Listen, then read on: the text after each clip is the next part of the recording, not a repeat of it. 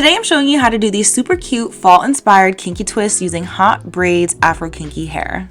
Before we get started, make sure that you've got your hair prepped and ready. So this came with 6 bundles in total and I ended up using about 5 of them. So I had 1 bundle left over, but you can see because it's bulk hair, there is no weft attaching this hair. And this might look a little bit scary at first, but don't worry, I'm going to show you how I install it. So taking it out of the fishnet that it's in, I'm going to pull on both sides and hold it in the middle, spray it with a little bit of water and leave-in conditioner so that way the hair sticks together a little bit better and it's more manageable to pull apart and use. So I split the bundle that I had in half so I have a smaller section to work with. The goal here is to pull on each end, and if there's any excess hair that comes out, to place it back in the middle to make it a more stable bundle. Make sure to take your time when doing this because if you're not careful, this hair will shed, and you want to make sure that you're minimizing that and that you're not wasting any of the hair. Adding it to my rack, I'm just separating small-ish pieces, and it does come apart pretty easily, but again, you want to be careful when separating so that you're not tangling the hair. But you can see that I'm able to separate it, and this was half of 1 bundle, and then this is how much hair I had left over. This is like excess hair that you can try to put it back together into a piece, but I let it go. It wasn't that much.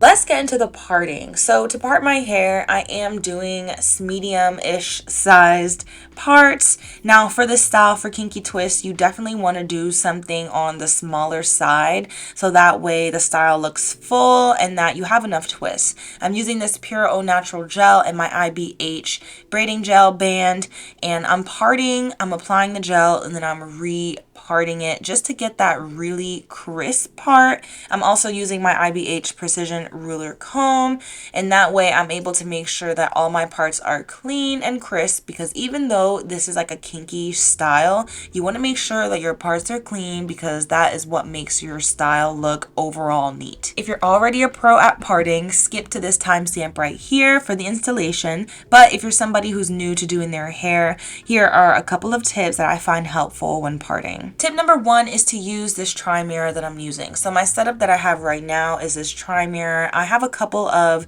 nails or picture hanger hook things that are holding it in place, and then I have a mirror directly in front of me so that way I'm able to see a 360 view of my head and be able to part. Tip number 2 is that you have to work backwards when doing your own hair. So for the hand positioning and the hand movements, it just takes time and practice to really get a flow and a feel of what you're doing. I've been braiding my own hair for probably 8 years now, and honestly, I still can use some practice and some work to be even better than I am, but it does just take time. So if you're somebody who is frustrated about the parting, don't worry about it. It's not that deep. You just have to keep trying, keep practicing, and you will get the hang of it. Tip number 3 is to use the proper tools. I like to use my clips that I have, and using clips just helps me separate my hair into manageable sections, as well as my precision ruler comb. These boxes are about 1 inch in length and width, so that way you can kind of get the gist of how big your boxes are compared to mine. But I like to use these IBH Essentials tools, which of course is my braiding product and tool brand for braiders or DIY enthusiasts, but I like to use my tools for real, y'all. This is not even just a shameless plug. I use my tools for every single hair install that I do on myself because they're actually helpful. Okay, last tip is to give yourself more time than you think that you need.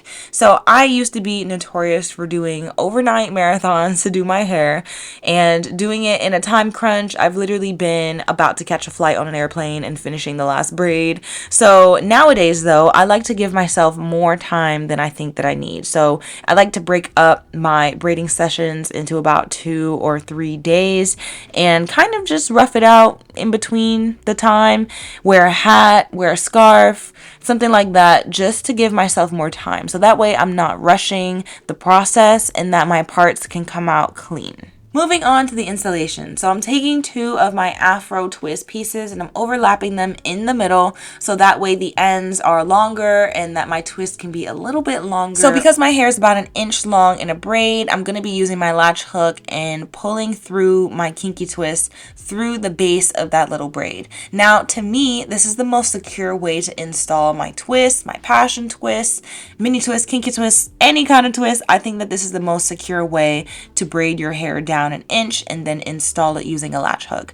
So after that, I'm braiding down using my hair as the 3rd leg. And then once I get down about 1 inch or so, then I split all the hair in half and twist down the rest.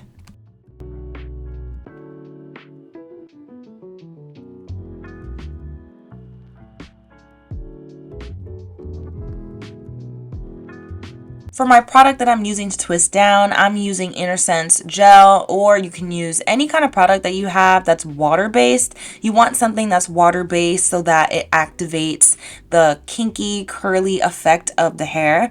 And remember that this is human hair, so you can wet it and it'll curl up. And I think the texture was really good at binding to my hair to make it look as natural as possible. As I'm braiding down, you can see I'm getting towards the end. I just twisted all the way down, didn't do anything special to the ends, just twisted till I could not twist anymore, gave it a little twirl, and this is what the end looked like. So just to show you guys again, you can get this latch hook from the beauty supply store, from Amazon. They literally have these everywhere, and sometimes the companies that you order from will send you one. Just depends on the type of hair that you order. Here's the gel that I'm using, and I'm making sure that my hands are wet and that I'm using my spray bottle as well, because you want this to look as natural as possible and blend in with your natural hair. Now, somebody that I would not recommend this style to is someone who has straight hair, or your hair texture just is way too different from the kinky hair. And if you run into the problem that your twist is a little bit shorter than you'd like it, you can add in hair by just placing it in the middle and then twisting both sides to intertwine the hair into the twist. And if you make sure that it's properly twisted in there shouldn't be any lumps or bumps. And that way you can add a little bit of extra length to your twists if needed. Now for the ends to seal it, you can dip them in hot water if you want, but I felt like the hair was holding up pretty well, especially since I use a spray bottle filled with water and leave-in conditioner in it.